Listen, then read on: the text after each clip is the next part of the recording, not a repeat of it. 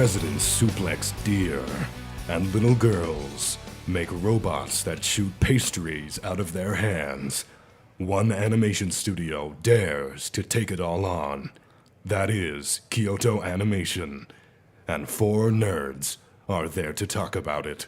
Hello and welcome to Cels episode 38. I am your host, Alex Schmitz, and with that awesome little opening is Lucas. Hey, what's going on? I'm Lucas. We've also got Tristan here. Hello, I'm Tristan. And we've got Austin. Hi, I'm actually Austin.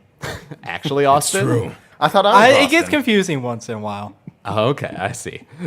I'm confused as we speak. So, For those of you who are listening to us for the first time, you'd be interested to hear that we are part of TechEds, which is part of AVW Productions, a media production organization here at Ohio University.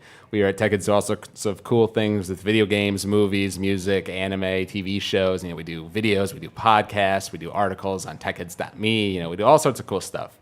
But here, this is Shredded Cels. We are an anime podcast, and we're here today to talk about the 2011 anime Nichijou. But before we get into that, we're going to do some quick introductions, because you're probably hearing some new voices on the podcast.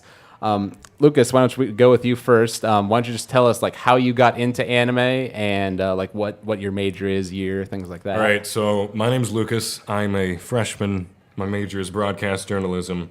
Go figure. I first got into anime. Well, I used to be really creepy, and so I googled small Japanese girls dancing, and Like the Haruyuki? yeah, I don't even know. There's plenty of small Japanese girls. I don't know. And so I came across this really weird song with a bunch of cheerleader girls with blue hair dancing Star. around. Lucky Yeah, it turned out to Star. be the OP for Lucky Star. And I watched that. I didn't understand half the references, so I went back in the KyoAni archive, watched Haruhi, and then it kind of branched off from there. I got an anime list. Yeah. See, so Kyoto Animation is near and dear to your heart. Then. Oh, yeah, definitely. They're a very versatile production studio. They work with Katakawa really well. I think that KyoAni is one of the most solid design-wise, up there with Clamp. So, yeah. Cool. And you're a freshman. I am a freshman. Yeah, newbie in babby. tech. A little babby. Poo babby. What about you, Tristan? Well, I'm Tristan, and I am I am currently a sophomore, and I'm working in animation. I am currently on another AVW production, Bass of the Blue, and working as the head animator. Yes. That's kind of how I. Being produced by TechEds and Shred Cell's own Matthew Lunn. So Yep. there you may go. have heard him once or Oh, twice wait, before. wait, you Bass of the Blue? Yep. I'm a voice actor for Bass of the Bass. Really? Bass of the Blue. Bass of the. I wonder why he was Bastard. hired. I can't tell. Who were you cast as? No word back on that. I checked the email briefly. I don't even know. A point. Yeah. Yeah. Well, aside from that, I got into anime. I pretty much stumbled into it because I was young and watched everything on Toonami and Pokemon and whatnot. So beyond that point, when it kind of came to just Adult Swim and everything, and I wasn't allowed to stay up that late, I would go on to the internet and pretty much find what was new and what was out there, and kind of went from there. Gotcha. So Awesome. And what about you, Austin? Well, as you said, I'm Austin. I'm a freshman studying journalism as well. And I'm not really that turbo nerdy like any of you guys. So You're not. ultra nerd. I mean, I thank watched you. Pokemon and Dragon Ball Z and the original Toonami back in the day, and then I just took a long break because I thought I grew out of it. And then over the summer, people were talking so much about Attack on Titan, which we'll talk about next week. That show's Yes, so we good. will. And I was everywhere I went, the internet was just talking about. It's like, fine, I'll just have to watch it even though it's an anime, and I got hooked. So I've only watched a couple, like Nichijou and Attack on Titan, but Good introduction, though. Oh, yeah. Definitely. Titan is a good way to start. Not the best, but not the worst either by far. at least I didn't start with SAO. Yeah, SAO. Yeah.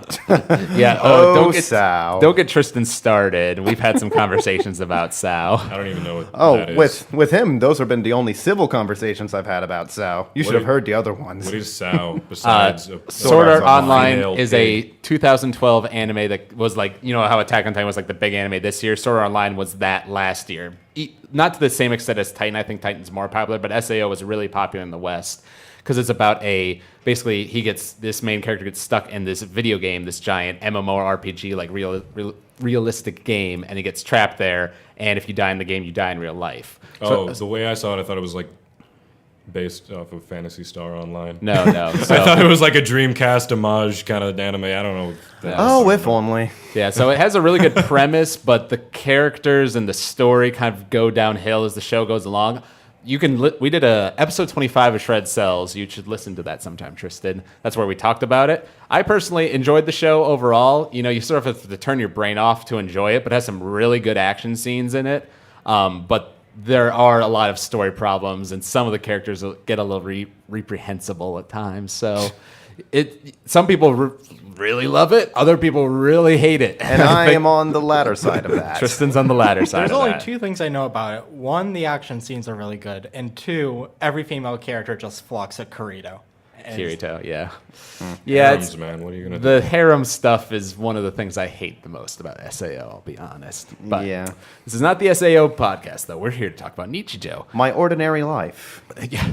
I love that that's the translation of the show. Well, you know? I mean, yeah, ordinary life. Basically, the If your ordinary life had missiles. Yeah. Right. Well, what's surprising, we'll get into this when we talk about the show proper, but what's surprising to me is there are a number of times where it does feel like ordinary situations just taken to 11. Like, for me, I love it when that one scene where Yuko is in her bedroom trying to kill the flies, and she's just, like, clapping everywhere. So it's, like, taken up to 11 because it's Nichijou, but that's, like, something that definitely happens to me when there's, like, a fly in your room and you can't kill it and you're trying to go to bed. Like, I understand that frustration, you know? Yeah. it's definitely it's cool because the irony of the situations take the character's inner monologue and like it extrapolates it to the point where, okay, like when I'm chasing after a fly, I know I'm trying to get that sucker with all my might. So that's what she sees, and like the deer beat down scene, that's what. I'm not sure if that's as ordinary as the fly thing, but we'll get into that. I wrestle with deers every day. What are you talking about? But what animation have you guys been watching recently? I'm going to talk about what I've watched in the past week since I was on last week's podcast, but you guys can talk about anything you've seen in the last month or so.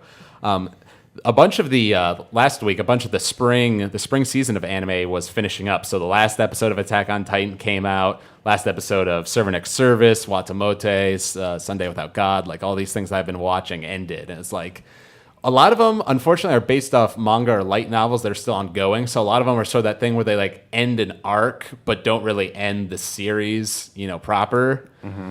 And Attack on Titan was kind of like that, but I was actually pretty satisfied with how it ended, without giving spoilers. I think it's going to get another season. Oh, yeah. They because the hype train's far too big. The episode 25 was actually broadcast in certain Japanese theaters, and like the director and a bunch of the people actually came to this thing for like a panel afterwards, and they said they all want to do season 2. It hasn't been greenlit yet, but I sort of think it's probably they're getting the finer details of that contract worked out. But there's no way they're. If anything's a shoe-in for a season 2, I would have to be Attack on Titan. Oh yeah, yeah. Especially the last half second of it. Oh yeah. Well, my friend No spoilers, has read the manga, and so she spoiled me on that. So I sort of knew that I'm might totally have been coming. spoiled with everything. But Oh really? It's and for next week, it's kind of weird how they ended it for me in comparison to the manga and the anime. Oh yeah. Well, yeah, we'll talk about it on next week's podcast where we talk about Attack on Titan. Believe it that. But you were mentioning Kyoto Annie before, the company that did Nichijou, and they've actually the first episode of their new fall 2013 anime came out yesterday. It's called Kyokai no Kanata, or Beyond the Boundary. I don't know if any of you guys have seen the trailer for it. It involves this cute-looking girl with like glasses that can like make weapons out of her blood, and they're like fighting like these demon creatures. And the animation is Kyoto Annie, so it looks really pretty. Mm-hmm. So the first episode, it wasn't great. Like I'm not sold on the characters, but the animation was gorgeous, and there was some cool little fight scenes, and it seems like an interesting world. So I'm interested in that. Coppelion, which is this show with like these 3 girls who are going into Tokyo after Tokyo's been hit by some sort of huge nuclear disaster. So like the whole city is irradiated, but they've been somehow genetically engineered so that they don't need protective gear, and they're going in there to find out like if there are any people alive and like what happened. So that seems pretty cool. Some nice animation, cool, very cool visual style. Like the lighting is very unique, which is cool. And then just today I watched Kill la Kill, the first episode of that, which is by the studio Trigger, which is made by the people who came from Gainax, who made Attack on Titan, or not Attack on Titan, Gurren Lagann. So you can tell it's by that director because his style is like the same as Gurren Lagann. It's like all over the show with the crazy action and the way the characters are drawn and everything. And it was pretty good. You know, the one thing I'm worried about is that the main character's costume is really fan servicey. So I hope the show doesn't go too far down that route. I don't know. It is Gynax. I mean, they coined the term Gynax bounce. I know they did. But like, you know, obviously Yoko is like that in Gurren Lagann all the time. But it was bad, but it wasn't that bad. This I don't know yet. I just don't know which direction they're gonna take the show. But the animation was nice, you know, some cool action, the ridiculous set pieces, and you know, crazy plots of a Gynax show like Gurren Lagann. So all that's good signs for me. And then lastly, right before I came, I watched 18 seconds of the Pokemon Origins. Apparently the first 2 episodes of that are now online. What is that about, Red? Yeah, it's the one with Red and Blue, like the protagonist of the original Apparently, it show. also introduces Mega Charizard X. I saw something about that because I saw a GIF on Tumblr of like Charizard punching Mewtwo or something. Well, now I'm starting to think that they just made this to advertise Mega Charizard X. Maybe they did, but the boy. What was really striking because I mentioned it to one of my friends, he was like, "Oh no, it's so dark! It's so dark!" I'm like, "What? What are you talking about?" So if you YouTube like Pokemon Origins.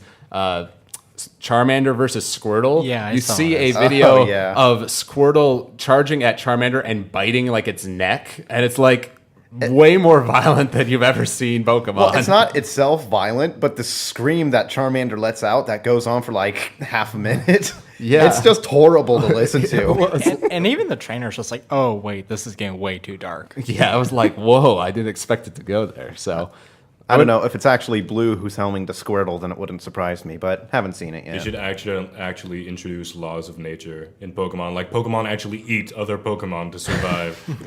What are Tauros for? Don't think we don't know. yeah, really. The secrets of Pokemon that Nintendo doesn't want us to know. Tastes like Pidgey. All right. Lucas, how about you? What have you been watching recently? I have been watching Watamote, which was solid.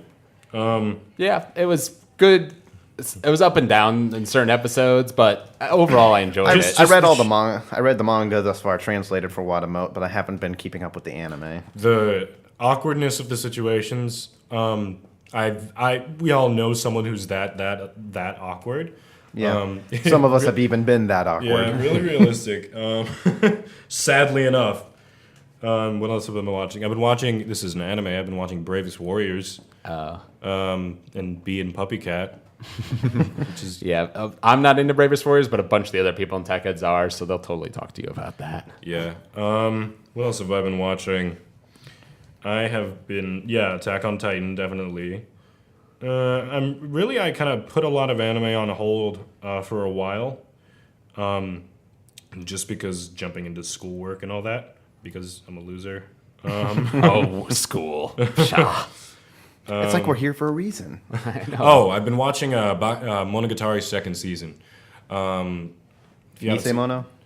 No. It's like an actual new second that season. thing, Like, starting with Nekomono White, I think. but yeah, Bakemonogatari and the whole series is weird because it jumps all over the place chronologically, and now they're just finally getting to the second season, which is into the future actually.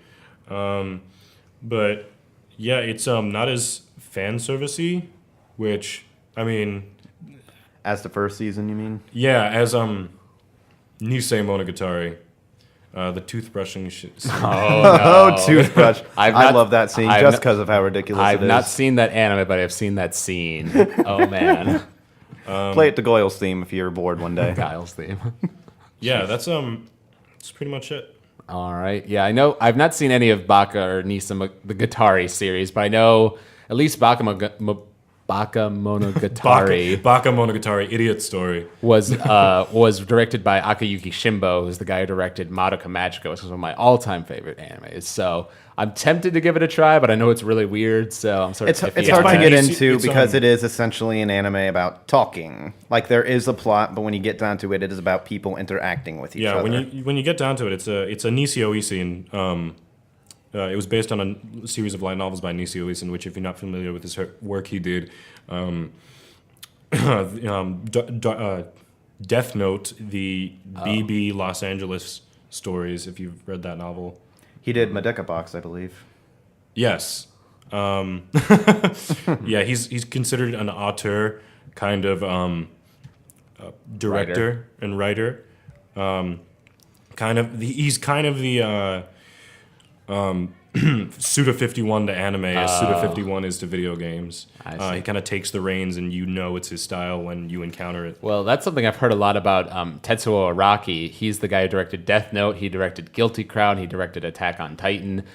All of his shows just sort of have he brings some sort of visual flair to the show, that usually set them over top most other anime, because you can definitely see it in Titan. I think he brings a lot to the motion and the awesomeness of that show. Tristan, what have you been watching recently? I've been catching up on Attack on Titan because, hey, everybody else is doing it. Yeah. I watched the first episode of the Hyperdimension Neptunia anime. It might be something I want to wait for the dub for. I played the games for those, and I'm just more used to the English cast overall. Don't have a lot to say about that yet. I finished watching Symphogear with a bunch of friends. You've been talking about that one. Yeah, they like talking about it a lot, but I thought it was solid. I don't know if we'll ever talk about that, but currently the sequel to Symphogear G, is airing right now. Okay. So I think we'll catch up on that next season, but what else? Well, you were over last night when we watched Nichijou episode 6. Well, yeah, so I have watched Nichijou fairly recently. Episode 6 is one of the best episodes. And I can't really say a lot because it's just been a busy year, but those have been what I've been following thus far. All right. And I've been, sorry. That's all right. I've been watching Black Lagoon with friends. Oh, yeah, I've been watching a little bit of Black Lagoon with Matt. I actually now own it on Blu-ray because I had seen some of the episodes before, and then I was watching some of the first few episodes I hadn't seen. I was like, you know what? This show is a lot of fun, and I know it's pretty cheap because it's Funimation, so I might as well. Yeah, very fun series. Yeah. What about you, Austin? Well, remember when I said I wasn't a turbo nerd like you guys? Right. I'm so entry level, it's not even funny. I watched just 3 animes: Nichijou, Attack on Titan, and one I don't even want to talk about. What was it? Tell us. Peer I'm pressure. not gonna tell you. You already brought it up. It's a podcast. Obviously, it's going. going to be shameful. Green. Was it green? No. Oh, God. I actually, Enter the viewer swimming. Free? No, Yeah. you don't need to be embarrassed about Free. Free is a very good, if you're judging it objectively as a show and as an anime with plot, it's a solid show. It is up there not on the- for me, though. It's if you can take it without the man service. without the man service, and just take it as what it is a piece of art, which is definitely challenging to do, especially when it's brought to you by Japan. Yeah. And all that 12-pack going on. Yeah, the thing with Free is I watch it and it's this is probably what females feel like when they watch fan service anime, with the huge boobs or whatever. It's yes, all men look like that with 6-packs and the muscles. To be This is fair, female Never mind Queen me and my Blade. belly here. to be fair, it was only 3 episodes, so I think I'm still kind of safe. You haven't got to the worst of it You yet. should watch Panda Bear Cafe. Oh yeah, I've That's seen a dope. lot of that. Panda Bear Cafe is so dope.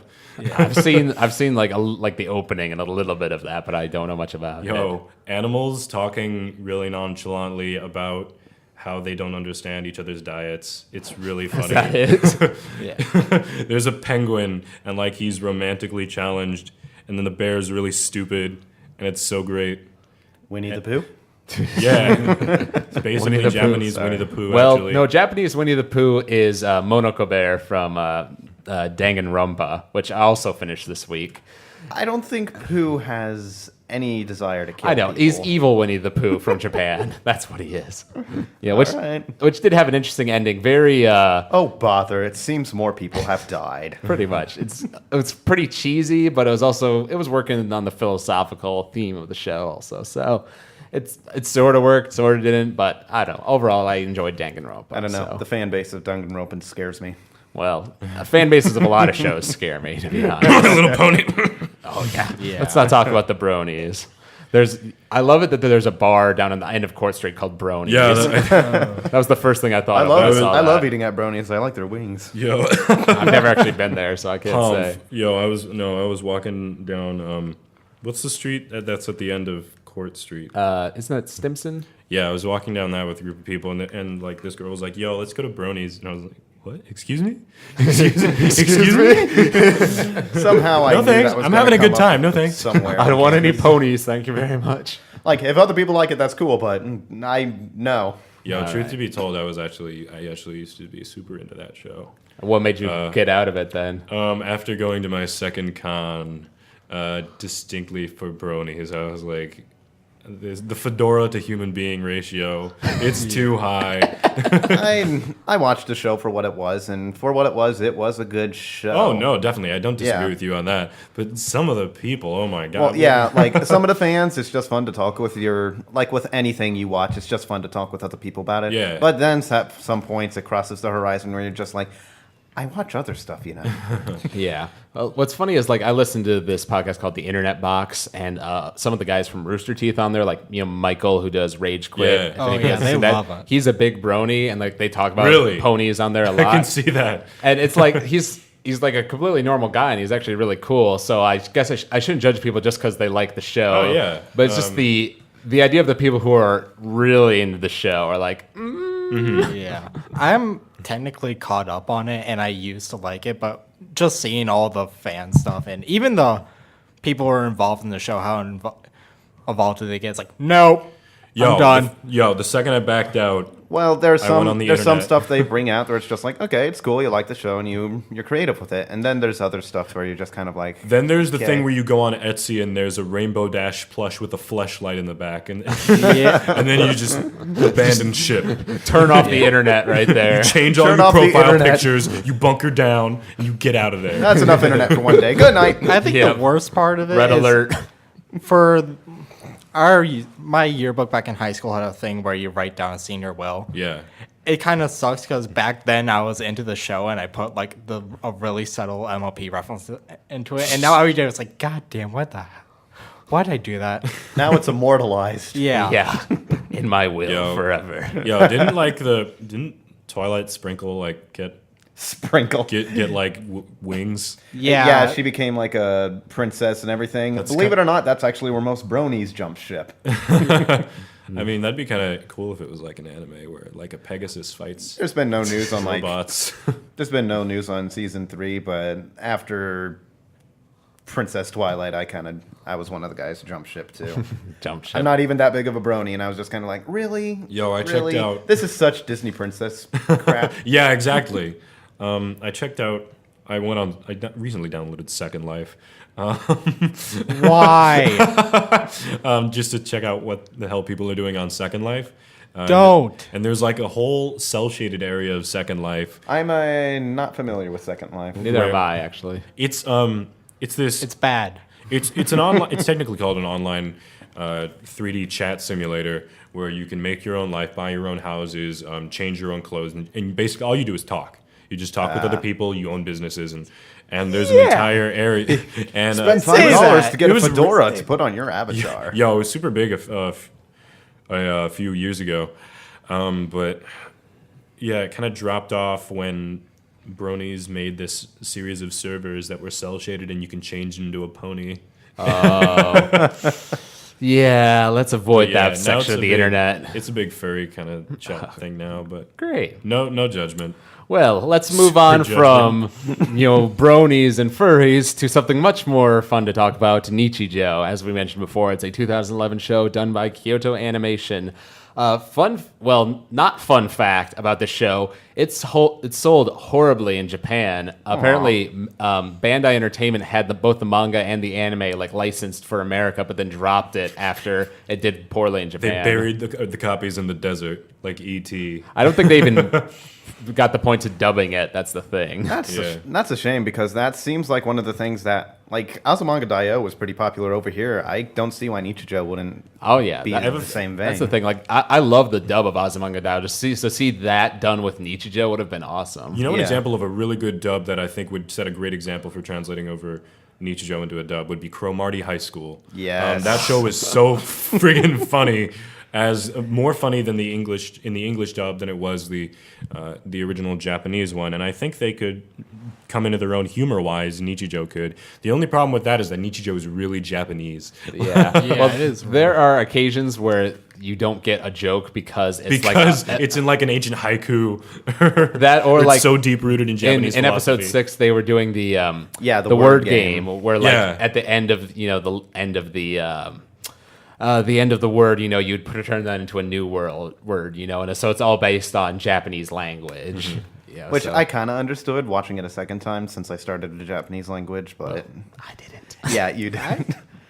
I kind of got it like once they did a couple of them. Well, I understood the concept, but the I'm pretty sure there's more Word. rules to it that we didn't understand. Yeah. Because It's then sort of- she tried to pull Superman's plural, and yeah, it's sort of like in Summer Wars. I've seen that movie like 4 or 5 times, and I still have no idea how Koikaze is played, the card game. Hanafuda. Well, they call it Koikaze. I have like in a that set of game, but- Nintendo Hanafuda cards, and it's just sitting in my desk because I don't know what to do with it. Do anyone want to learn how to play Like, you want to play cards? Like, Japanese. no, let's All we play have to Nintendo do is throw games. cards and say koi koi, right? Koi koi. Koi koi. That's all there is to it. So I was figuring, since Nichijou is sort of a show where there's not exactly a whole lot of plot, it's just more jokes and comedy sketches than real plot. There's a few plot points, but we'll get to those. I was figuring we'd just go through sort of the characters, talk about what we liked about them, some of our favorite moments for the show, and things of that nature. So I think we might as well start with who I'd probably consider to be the main character of the show, Yuko, Somewhat puggy. who might be my favorite character. It's either her or Mio. For me, it's hard to say. Just got the Somopagi. Well, fun fact, I was looking online today. That is actually, it is Indonesian for good morning. So it actually is a real I phrase. think they actually, depending on which translation you get, I think one of them actually did have one of those notes saying what it meant. Gotcha. I think that show definitely left a bigger influence in America than it did in Japan. Like I was, there's this one website that I will not name. Starts with an F, ends with a U. Faku. God damn it. And in their store, they have like replicas of the shirts that they wear on the show, which and that art style appeals to me. Yeah. I've seen this funny shirt. It's like the Hakase, the professor, and Okabe from Science. Steins Gate, and it says like science. Yeah, Science. J-list is pretty rad. That's a pretty awesome little shirt. I'd get that shirt if I had money. Yo, I still drink Dr. Pepper to this day because it's for intellectuals. The drinks of mad scientists. Well, we still say that I drink diet science. Diet science. Diet science. But I know I just love Yuko because like she's so dumb sometimes, but yet she's also is like the most like probably kind and like heartfelt of any of the characters in the show. You Well, know? I like her mostly because she's the most energetic, and she's usually the one to make stuff happen. Usually, although occasionally I think Yuko overall is more energetic than Mio, but when you get Mio mad, Yeah. she goes like to 11 with everything. Yeah. Which is why I love Mio so much too. Because one of my favorite little bits with Yuko is when she goes over to the professor's house, and Nano's like freaking out, like, oh, she can't find out I'm a robot and can't find out about Sakamoto and the professor, and all that sort of stuff. And she just immediately befriends the professor, and they're like best friends. And she finds out Nano's a robot, but she's like, Nano is Nano. It doesn't matter. And it's like, aw, Yuko doesn't discriminate. She's Nano cool. confirmed for She's waifu. too dumb to discriminate. I don't know. That was honestly my personal favorite as far as cuteness. See, Oh yeah, I don't know. Nano, I have Nano no idea. confirmed why. for husbando. husbando. I have my favorite like heartwarming moment of the show is something else, but we'll get to that later. I know. I just love the intro to her character because like in the first episode is when she does the somewhat paggy thing, and it's like immediately you realize she's the type to make these weird jokes, That no one understands. And then she be gets bent really out of awkward. shape because nobody else understands her joke. Yeah. Or like there was one where Mio and Mai were just walking down the street. She kept on trying to make these jokes, and they were just like stone faced the whole time. And she just kept on like escalating them more and more, getting more upset as they weren't laughing. I don't know, because Yuko has an interesting relationship with like each of the characters. Like with Mai, it's always like this. She's just playing off of Mai's like craziness and like I don't know her coldness, like how she doesn't react to anything, Or like with the Yuki jokes. Nagata-ness. Sort of. Or how she like won't play a game properly, like when they're doing the thing where like what was it? Like they were doing rock, paper, scissors, and then would defend themselves with the book, and Kitty hit the other one in the head, and like Mai just refused to play by the rules. Another joke we don't understand. God is dead. Yes, God is dead. I love English. When we were watching episode 6, that had one of my favorite moments with Nano when she's got the cockroach underneath the cup, and she says, Death or die. Death or die. Rock and roll. Rock and roll. Yeah, all the English in Nichijou is just amazing in general. And then, obviously, second most important character probably would have to be Mio because, she's sort of the partner with Yuko. A lot of The straight man to Yuko's weird. yeah, most of the time anyway. Most of the And time. then Mio's weird, and Yuko's the straight man with like her yaoi manga and that whole creepy little infatuation she's Don't got. hate. Yeah, she's Don't be a high hating. school freshman. Yeah, well, what's interesting is like one of my favorite moments is in episode 14, which is the episode where Nano comes to their school, and she and Yuko get in this huge argument about Yuko buying her lunch because she bought her like the wrong thing or whatever, and they start just arguing about like each other, like why do you always copy my homework, and they start like it's like Yeah. it gets really intense, and then like they're like you should be more proud of your manga artist drawings, like, and it ends with them shaking hands like friends again. It's like, I just love that as like epic friendship moment. But somewhere in that, there was something I was going to mention about Yuko and Mio, and now I've forgotten what it was. Lost my train of thought. The camping scene? No, something I was mentioning earlier about Mio and Yuko, their relationship, but I've forgotten it. Whatever. But I don't know. I do like how Mio is usually like the straight man, like you said, but then as I was mentioning earlier, I think she has some of the best reactions in the show. Like when she freaks out about the jam that her sister gave her.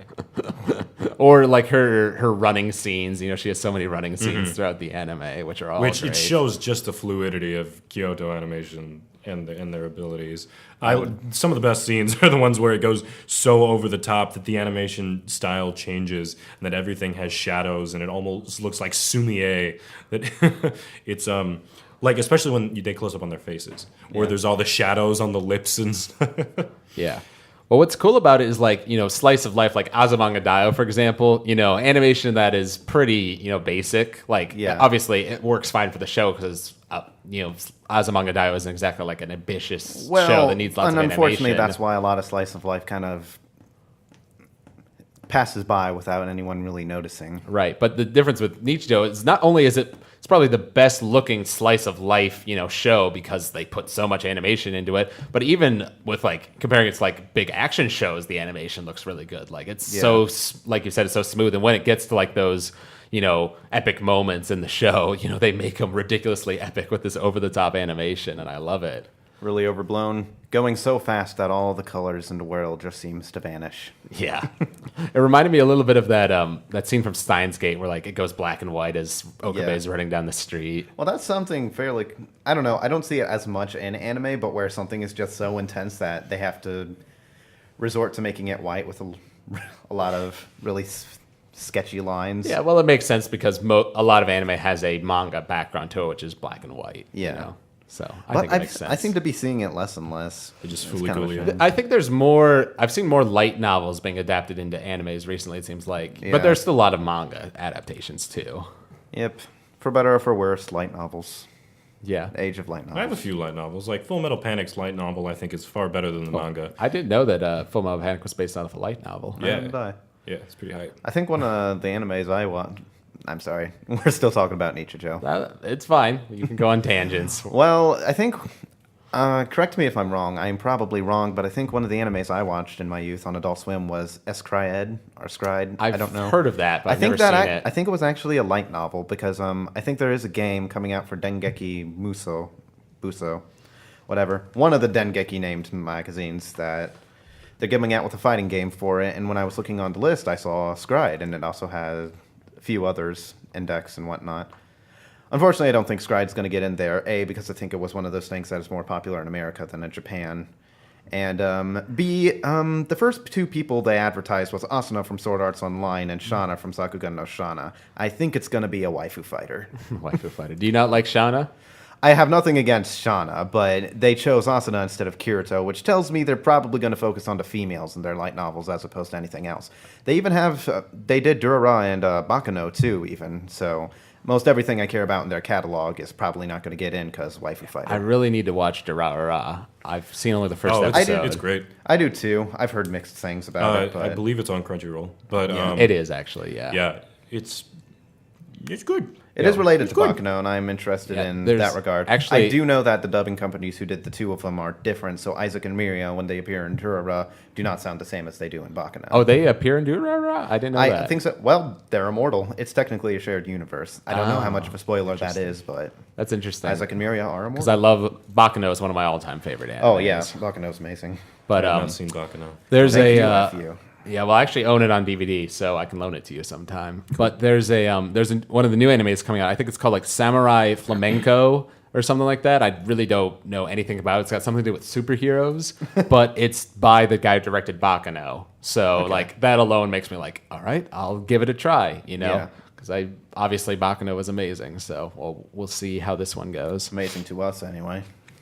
What, you don't think it did as well in Japan? I actually heard that it didn't.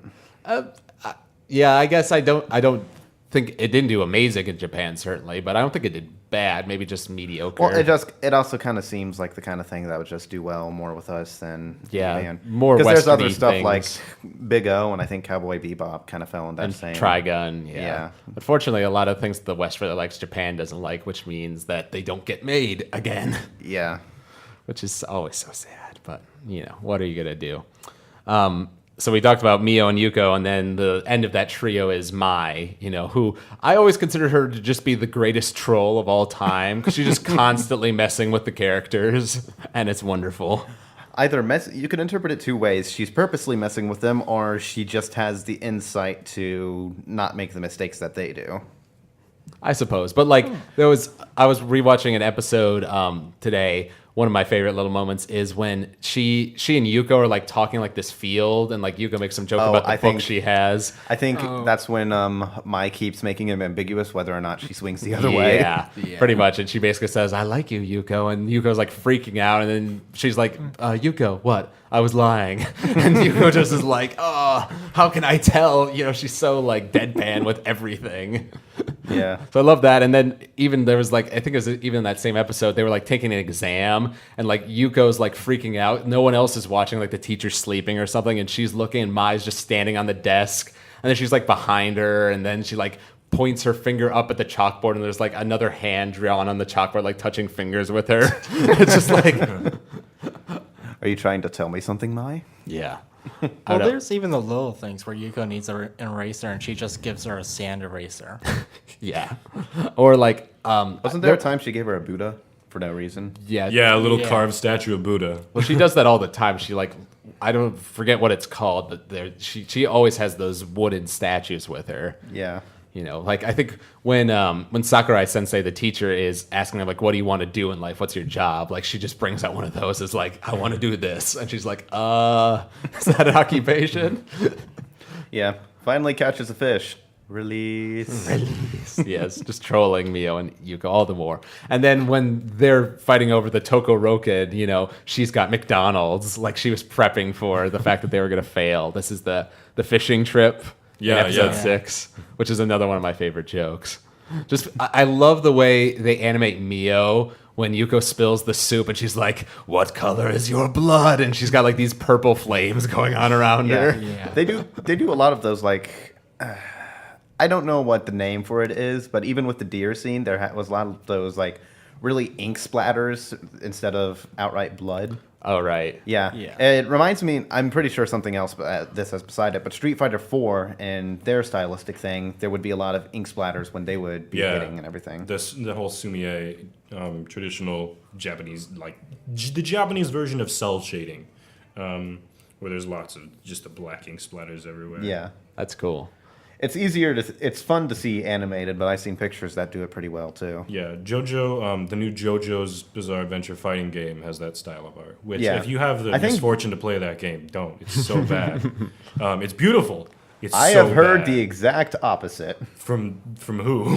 from several people. I've heard the exact opposite Probably. about that game. So I think Like that as might a just fighting be you. as a fighting game, the game fails like tremendously. There's so many balance issues, so many systems, like faulty systems that I just don't even want to go into right now. Yeah. Yeah, I know. we're not a game podcast.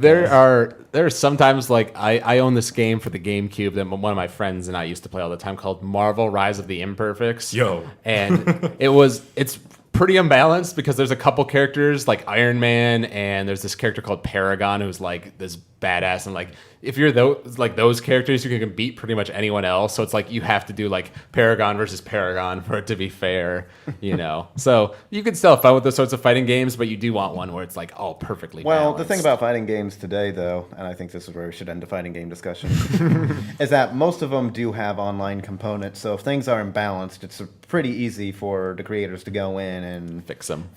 Yeah, it. still, So- there's so much slowdown in the game that like that's really not supposed to be there. Like there's some intentional slowdown in fighting games where like it skips a frame to show like the impact of a hit, Right.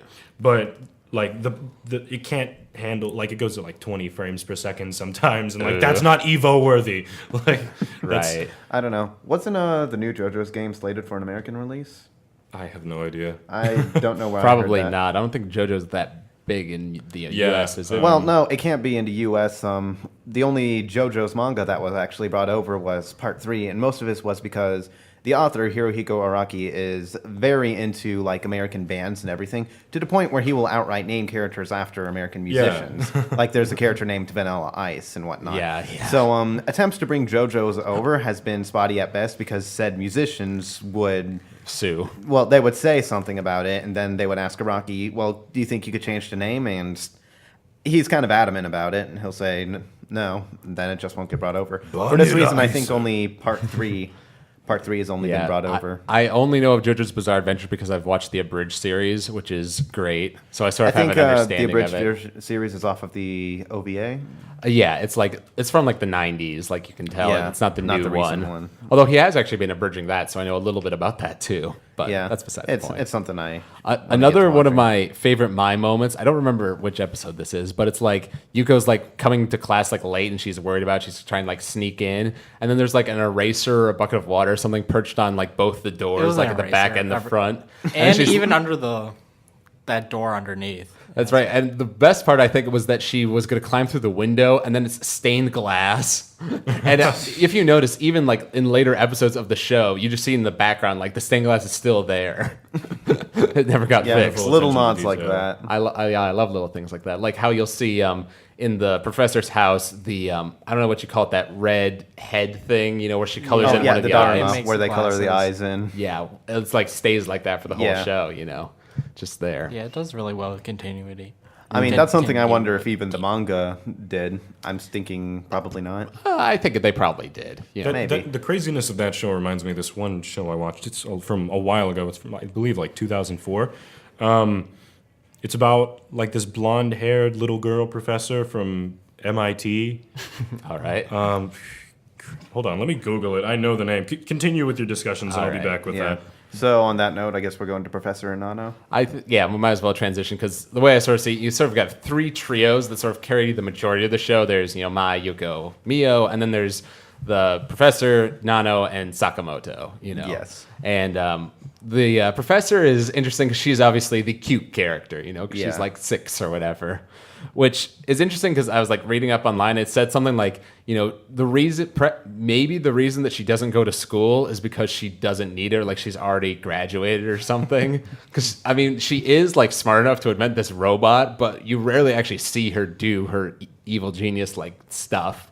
She's usually just a normal kid. I don't know. They were probably going to give her money to invent things and then saw how cute she was and decided to just give her money because. Just because. Just because. Well, what's also interesting is, it says like Shinonome, and you never know what her real name is. They just call her Hakase, professor. But apparently the principal of their school it says here his name is Principal Shinonome. So that's like, is the principal like related to The hidden Hakase? plot of Nichijou is uncovered here on guess. Shredded Cells. The Yes. plot you never asked for. Yeah, some sort of family affair going on there. I don't know. my goodness. Yeah, it's getting spicy up in here. But I don't know.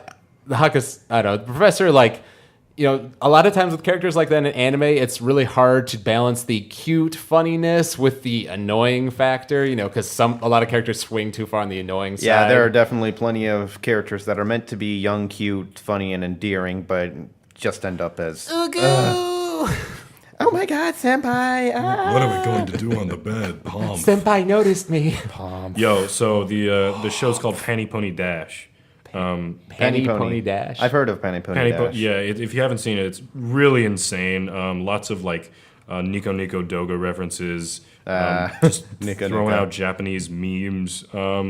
It's about an 11-year-old half American, half Japanese girl who goes to teach at a high school, and everyone at the high school is insane. And she has like a suicidal, depressed pet bunny. Everyone at There's the like high a school robot is girl, insane. the typical like girl with the Mega Man girl with the big forehead. Everyone makes jokes about her forehead, how it's like really, really, really. I would need to check this shiny. out. That sounds They funny. have a catatonic girl, kind of like my from Nichijou. I forget her name. Oh, you mean Maya's and how she's like very unemotional? Deadpan. Yeah, Okay. she I has know. like this little box that contains a universe or something. Yeah, it's there's the Genki girl, the sports girl. They're all there. But it takes that to 11. It's insane. Well, I think Nichijou especially stands to reason that tropes are not bad. It's just how you handle them, because Right. they do hit pretty much every slice of life character there is. They have the straight man, they have the Genki girl, they have the quiet one, and then everyone in the high school is insane. Yeah. they have the tough guy who. They've got the tsundere and Tachibana Misato, the girl with Yeah. the guns. All of them guns. Apote? Oh man, I love her. But Yeah. with the professor, one of my favorite moments between her and Nano, because I think we get more plot with Nano and the professor than we do with like any other set of characters in the show, because Nano's actually got this thing where like she's got the screw and she wants the screw out, and Professor always says, "Oh, it's cute," it's cute on robots or whatever. The wind-up thing, you mean?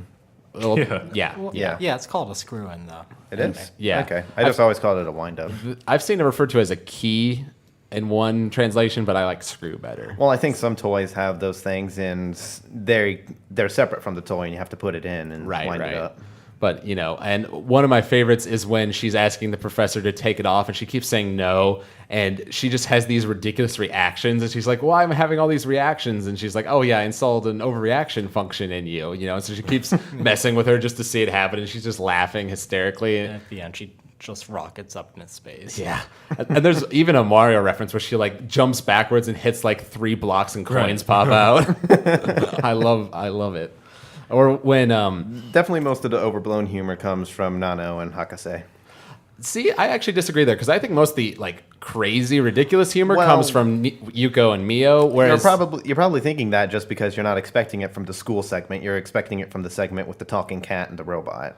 right, but I guess usually the Nano like Hakase jokes, sometimes it's overblown and stuff and ridiculous, but a lot of the times it's more like subdued. Like the mood is usually calmer. It is there. subdued, but by comparison, like they will do more overblown stuff. Like one of my personal favorites, when they're trying to pet dogs and they bite them, and their response is to shoot lasers from their mouth and destroy several houses. That's Yuko and Mio. That's not yeah, Nano. but when you get to Nano and Hakase, most of their situations are strange, but because it's the norm for them, it is a little more subdued.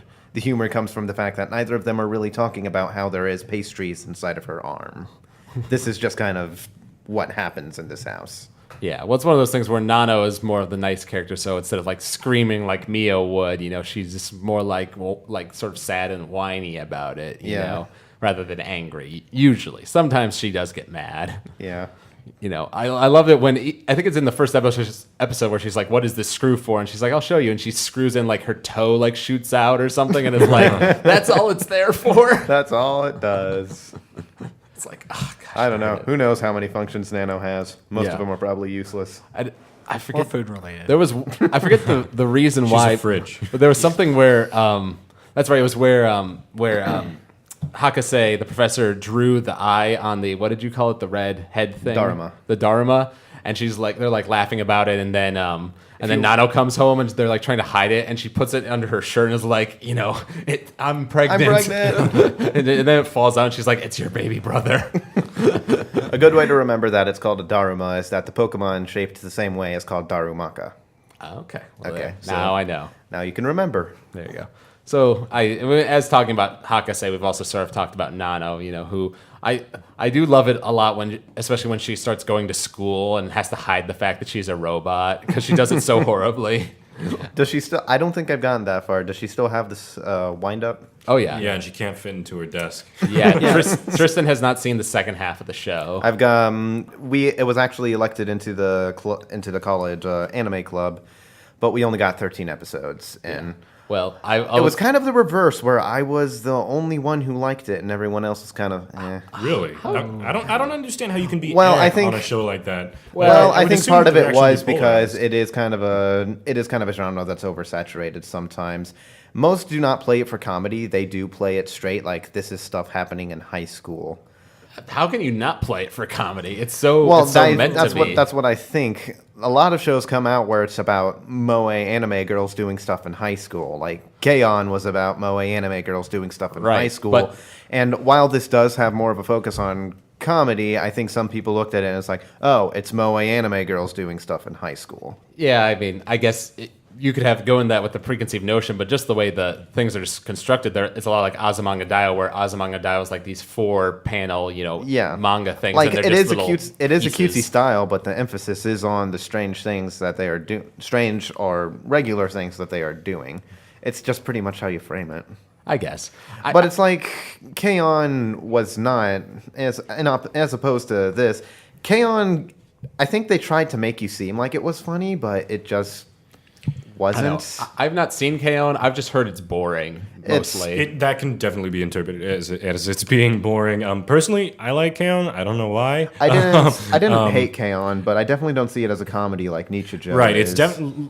It's definitely the girls in the show try to be funny, and sometimes the humor just. I think the attempts at humor are mostly like I don't think you can combine cuteness with humor. Well, more waifus have been shot out of that show than any other show per capita, but that's pretty much it. Waifus per capita. That's a new thing.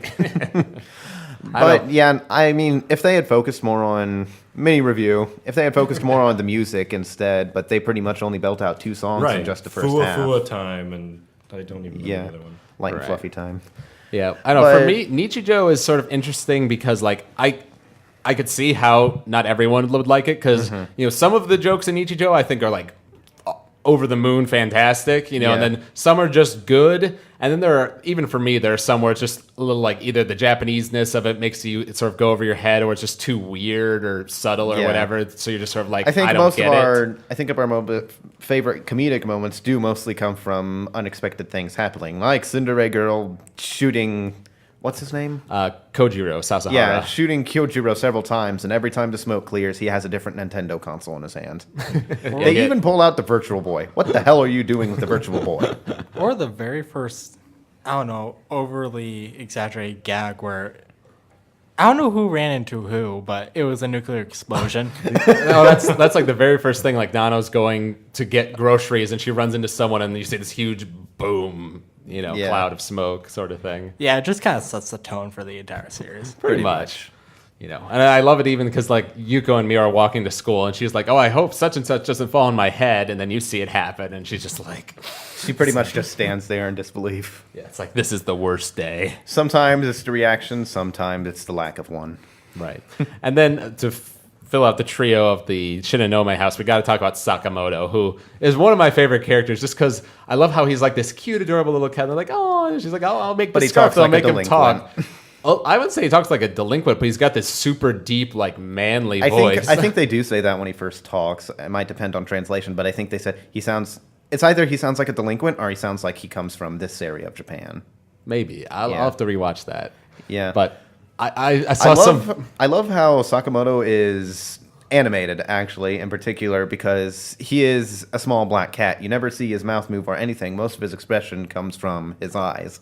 And I think they do pull that off very well, especially considering it's cat's eyes. Yeah. Well, and you can tell, like, it's very different how they animate him when he's, like non-talking cat versus Sakamoto. You know, Yeah. like the way that they draw his eyes and stuff are different. You know, which is what makes him. Yeah. It's such a weird contrast. This is probably weird, but my favorite thing about Sakamoto is just the little sounds that go with him. Like the way he steps is just two little noises. It's like the beep beep beep beep or whatever. Yeah, Yeah. the little. I don't know what to call it. Just Yeah, twangy thing when he stretches. yeah. I don't know why. I Well, just occasionally really he makes that. like cat sound effects, but he does it in the voice of the character. You know, Yeah. so it's like, oh, that's cute. And it is funny how he is, but at the same time isn't the adult of the household, considering who he shares the household with. Right. Well, I think he says he's like 20 years old in cat years or something. So he's like, he is I am the technically adult, the elder here. but then he always gets distracted by like string or, you know, any sort of thing that like a cat would go after. Yeah, and it's not just the same cat humor that you always see. Well, it is, but because it is this guy with his manly dialect, it's funnier. I've seen some internet comments like girls commenting like, I shouldn't be this attracted to a cat, but his voice is just so sexy, you know? It's like, It's distressing. because I don't know if you guys have seen, but they're with the soundtrack of Nichijou, there's also like one of those things where like they have character tracks, you know, where like the character will sing a song, you know, and it's like their theme song or whatever, you know, and like a bunch of the characters have their own singles, and then my two favorites, honestly, there's a one where Mio, Yuko, and Mai all sing a song, and then one where Hakase, Sakamoto, and Nano all sing a song, you know. Yeah. And Sakamoto sounds really good when he's singing, actually, like surprisingly good. That doesn't surprise me. He sounds like a singer. Yeah. So, I don't know. I always love But Sakamoto. it is funny how usually when something is going wrong in the household, he's the one to step up to the situation. Such as the cockroach thing, where he's like, kind of reluctantly, "All right, I'll handle it. Right. I can't do anything if you don't lift the cup." And also, there's a couple times I think where the professor goes to give him gum. And he's like, "You don't give a cat gum." Like, are you crazy? What are you teaching? Who's teaching you, girls? Yes, Something like that. something like that. And then we get to some more of the like side characters, you know, like their teacher Sakurai Sensei, who's just constantly unconfident, you know, always sweating. And she's pretty much drawn like a girl their age. Yeah, a lot of the adults do like Mio's older sister. Like I could see her being in their high school. You know, she doesn't Yeah. look like college age just because of the art style. But they definitely push it forward more with Sakurai, because I think there's one point where she brings in a stool in order to reach the chalkboard. It's probably true. But Yeah. she's probably what, like late 20s, early 30s. Well, so yeah, she's pretty late young. 20s, but she looks younger than even the main cast. Yeah, but see, you can never tell with Japanese women because they, up until they have a few babies and they turn 40, they look like the same, and then they like turn in. Once they hit like 80, they turn into like a 2 feet tall, super like wise guru woman. That's just the transformation of how Asian women. That's what happens. that's just the it's way a it happens. metamorphosis. Yeah. So yeah, you got that. I also love, what is his name? I think it's Takasaki. That's the guy who's has a crush on the Yeah, teacher. the other teacher in their I want to call him a school. lolicon, but it just wouldn't feel right. I know. It's just so weird whenever he like gets super happy in those weird like, I don't know what they are, those little Yeah, plants. little garden gnome type things. Yeah. Is that what they are? No, Garden gnomes? they're bamboo shoots. That's what it was. Yeah, all those things like sprout around him. And So what, is he the forest spirit from Princess Mononoke? totally, because one of my favorite moments Photoshop the face on him. is when I forget the exact situation, but like, you know, he's wanting to go after Sakurai Sensei, and the girl with the ponytail, the red ponytail, the blonde girl with the red ponytail comes up and tells him like, you know, such and such student is in danger, and they do that because the ponytail girl is always the one who goes like, you know, all the time, and so they just keep doing that like back and forth as like the situation keeps getting more ridiculous, and he's like, you know, go save him yourself, you know, I have to go after Sakurai Sensei. Best set of priorities ever. I know. It's just like, gotta get the woman. And they even like, and that happens like, I don't know, like episode 12 or 13. And then like 3 or 4 episodes later, like a very similar situation happens when I think the Mohawk kid falls to one of, whatever her name is. No, that's Science not it. person. Yeah, I'm trying to find the science person's name. Nakamura. When Nakamura makes a trap for Nano, I think the Mohawk kid falls into like the hole, and she goes up there and shaves his Mohawk, and then like runs For away. no reason. and the same sort of situation repeats itself Yeah. with Takashi or Takasashi or whatever. I the forget hell what his the name first version was. I know the second one was when the Mohawk Kid falls in. Yeah, I've forgotten the first version too. It's, Mohawk Kid and Afro Kid. yeah, that's pretty much how you know them. You know, like Yeah. I have these names here, but most of the minor characters, like I have no idea. Yeah, but it's kind of funny when they do take the time to cut away to one of these minor characters just without any input from the main cast. What was it, Mohawk Kid or Afro Kid who tried to like gel his hair? That was Mohawk Kid. Yeah. It Because I was. think It's kind of endearing. He did say at one point, it's not a mohawk. This is just how his hair grew. yeah, And then you 'cause- see his dad do the exact same thing. Because Sakurai Sensei, like, she's like put in charge of school morality or whatever. And she Yeah. goes and like, it's like, you know, you shouldn't have a mohawk to school. He's like, it doesn't grow, and she's like, wah. Pretty much. And another moment, I think it's that same sort of episode where Sakurai Sensei, like, she's going to instill morality or whatever, and she sees Sasahara with his meal like on a little tray that's like hanging around his neck, like eating steak or whatever. Oh yeah. And she's like, On the goat. yeah, and she's like, oh, and you shouldn't do that like while you're at school. And she's like, oh, don't worry, I will no longer carry it or whatever. And he just gives it to like his butler instead. And Pretty much. and I think, you know, Tachibana shows up behind him with like a Gatling gun at one point, and she's like, you shouldn't bring those to school. So I don't know. Sasahara has to be one of my favorite characters because I think even in episode 1 they say he's just a farmer's son. Yeah, right. He just acts like he's just like, why can't I act like nobility? And he Just acting like nobility makes you nobility. yeah. And of course, you know, it's in that first episode where Sakurai Sensei's like, you know, people should no longer take goats to school. What do you have against goats? What's wrong with taking goats to school? You know what was a weird section? Helvetica Standard. Yeah. Well, fun fact: the author of the manga, whose name I would have here if I actually had my notes, she apparently she has another manga besides Nichijou called Helvetica Standard. So Okay. they're reading it in the show, and that's actually a thing. Oh, wow. Okay. Yeah. That makes a little bit more sense now.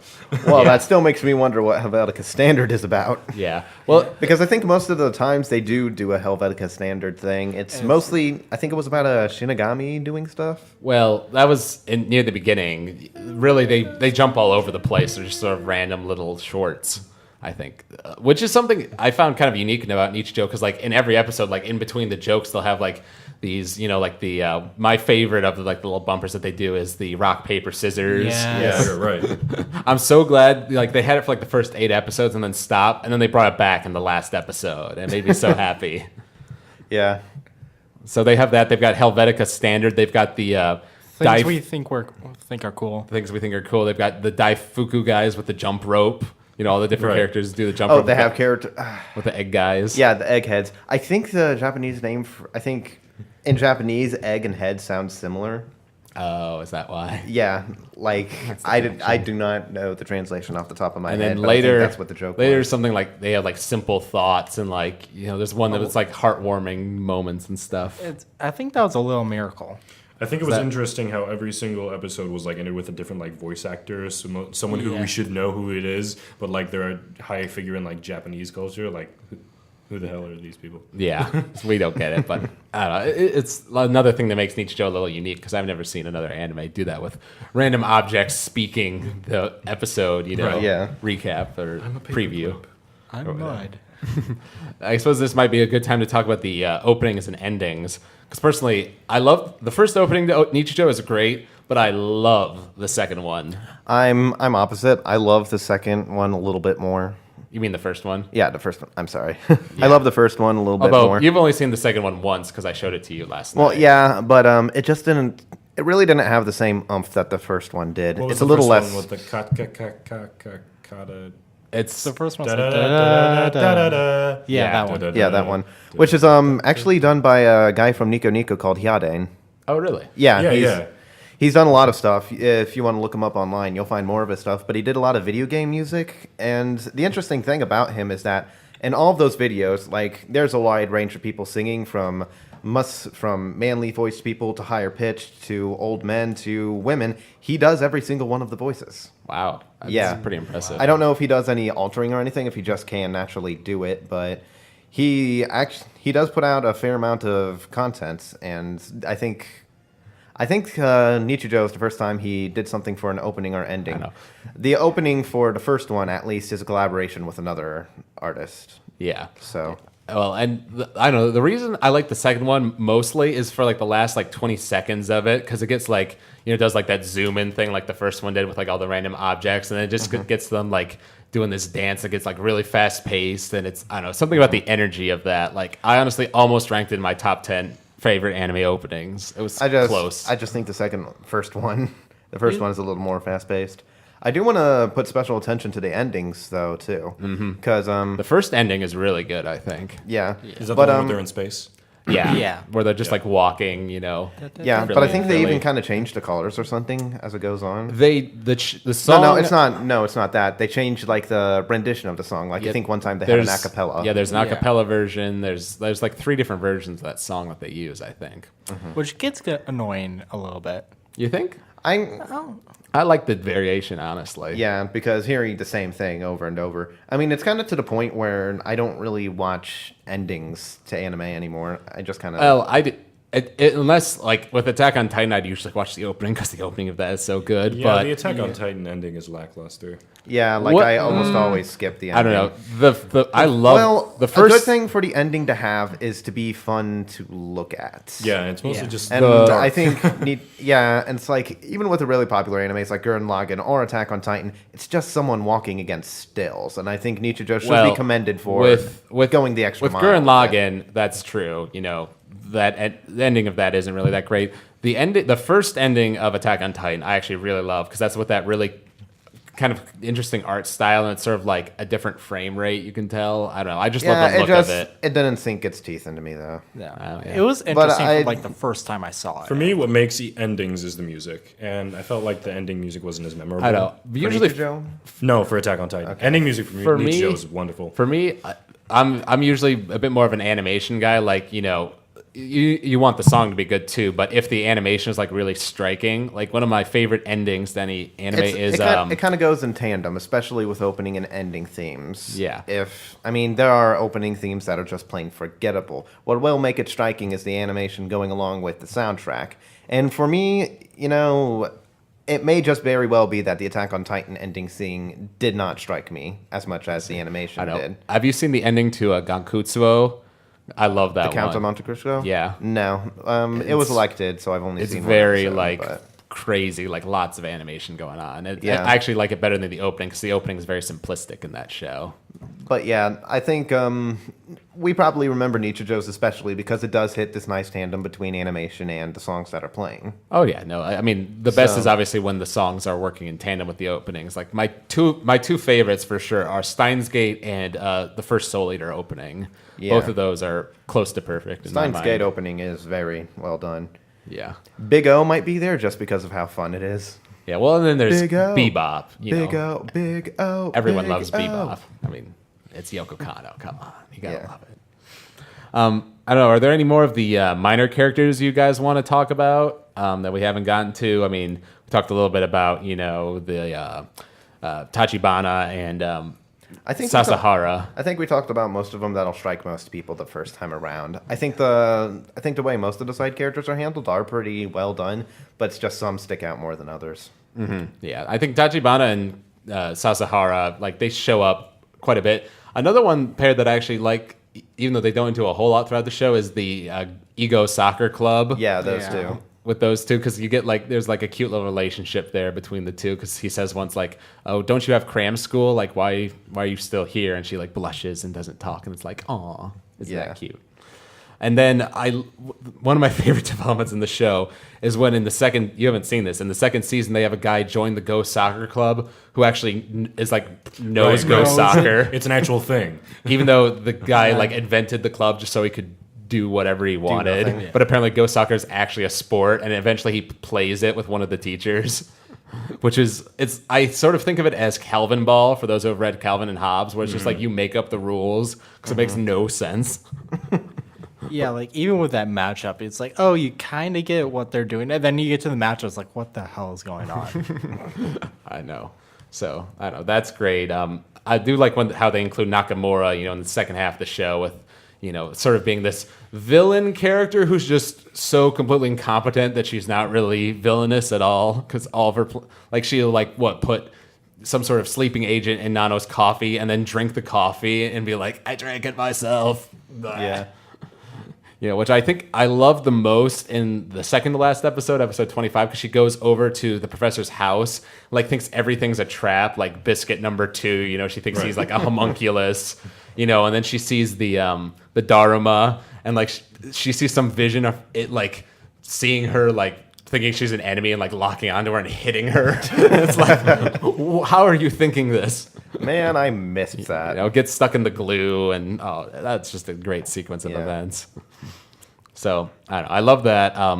What are you guys' some of your favorite moments or jokes from the show? That stick out in memory for you guys. Well, aside from what everyone else likes, I did like I think it wasn't Nausicaa, it was Castle of Laputa. They basically Yes. spent the first 20 minutes of the entire show doing. Well, it wasn't 20 minutes, but 20 minutes. It was pretty substantial, though. it's like 10 minutes, I think. They went pretty in depth with the story and everything, but because they spent so much time doing it, and people in the audience were even wondering, "Are we still watching Nichijou?" That's what honestly I was really confused when I was watching that. And But then I think there's some point. I think it's when the guard accidentally kills the supposed main villain.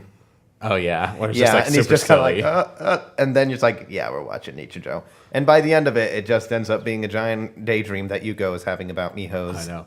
hair cube. Well, because I didn't get it until the cubes were falling, and you see him hit Mio's hair, and it's just wow, I can't believe they spent 10 minutes of the show just for this one moment.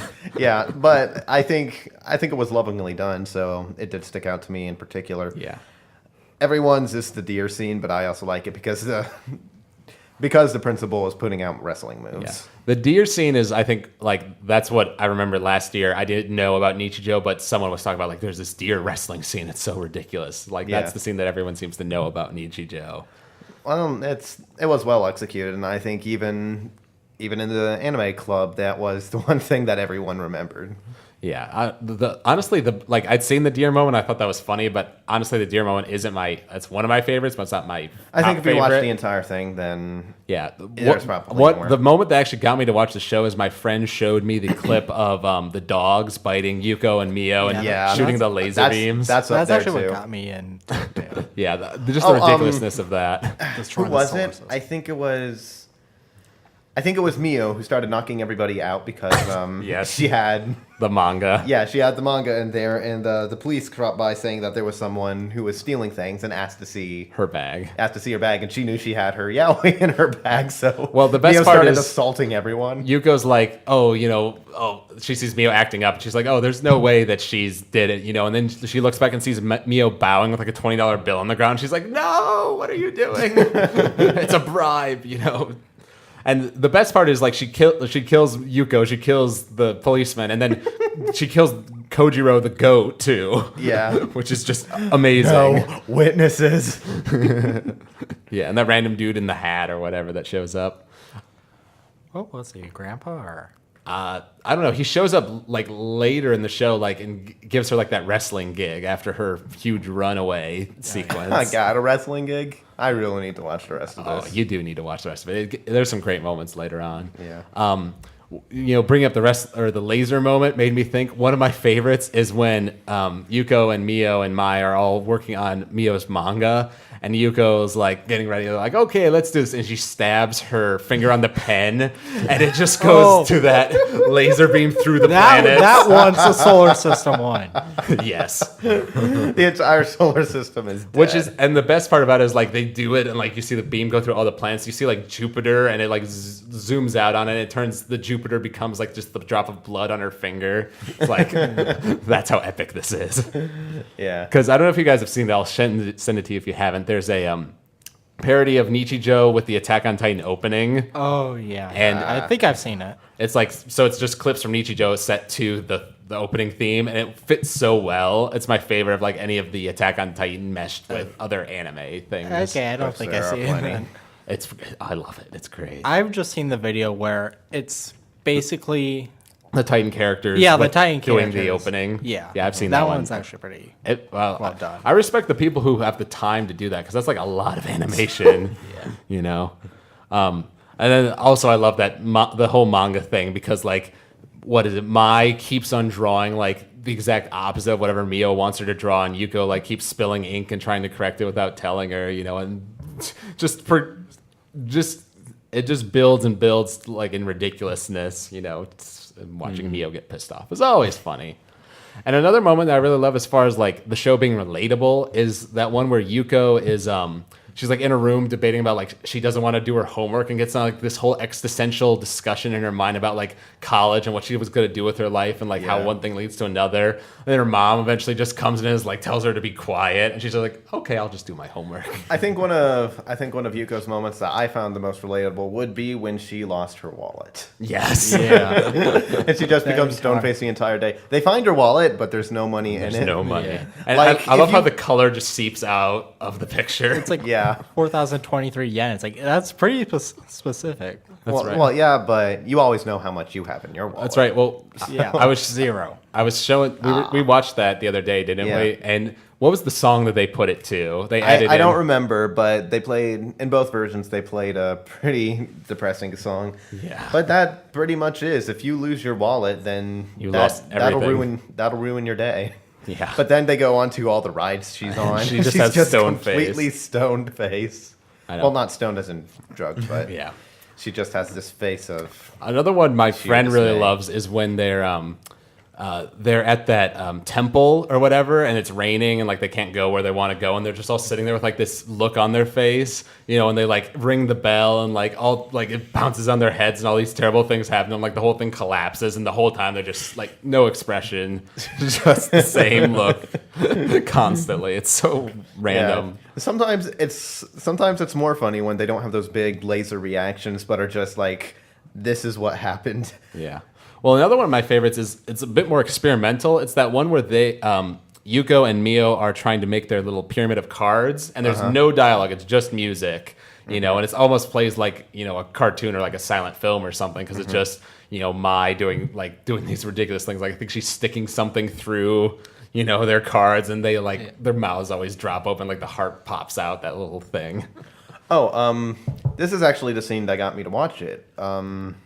It was the first episode actually where The little tentacle octopus thing. yeah, where it slips out of her chopsticks and she keeps on trying to grab it, and it gets more and more dramatic until eventually drops on the floor once, and then she catches it in mid-air. 3-second rule. 3-second rule, ignoring the fact that it went through a Mohawk guy's hair. Well, she said it was delicious, so it must have still tasted good. But it's like it slips out and then flying at somewhere. Mai has a baseball glove to catch it because of course mine does. because Mai would. And things get overly dramatic. All the color blows out of it. I think there's an explosion. Well, somewhere. that's because the first episode is normal for Nichijou, which is crazy for any other show, but that's like the one moment where it's like this shows you where the show is heading, just the ridiculous over the top animation, which is lovely. Because there's you can correct me if I'm wrong, but there's not a whole lot of use of 3D, even when they're like doing these complex camera movements. No, not really. I think there is I think what struck me most was there was one in episode 6 where they're just playing the coin game. Right, you could tell that was. It kind of looks like 3D, but when you get closer to the characters' faces, it doesn't look like they're rendered in 3D at all. It looks like that's still traditionally drawn. I almost sort of wonder if it was like because they definitely look 3D when you're farther away, but as you get closer, it looks more 2D. So I wonder if they just blended it. If they just switched to it when they got further in, just to create the illusion. But then there will be other scenes like when Mio is chasing Yuko to get her homework, which she drew yaoi on. Yes.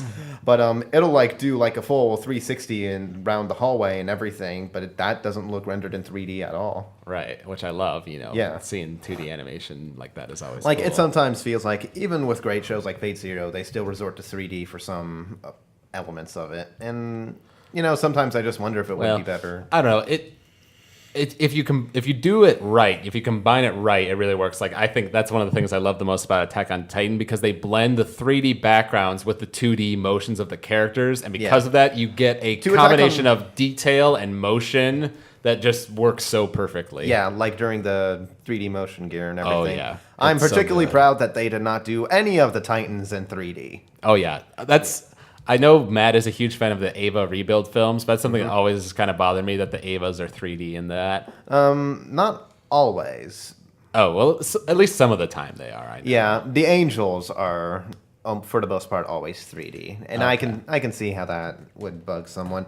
To me, it's how well an anime can disguise that it's 3D, so that you still get the motion that there's 4 sides to this person, but it still doesn't look. To me, 3D bothers me when you can tell it's 3D and it stands at such ends with the world that they're in. Yeah. So when animes disguise it well, which I think Nichijou did when it was doing that panning scene across the classroom, then kudos. Right. got Lucas, benefits is there any funny moments we haven't talked about that you really love? Just the ongoing back and forth between the tsundere girl with the gun. And Sasahara. Sometimes when you're just in situations like that, it feels like you just want to pull out a chain gun or a rocket launcher and blow someone away. And she actually can. Yeah.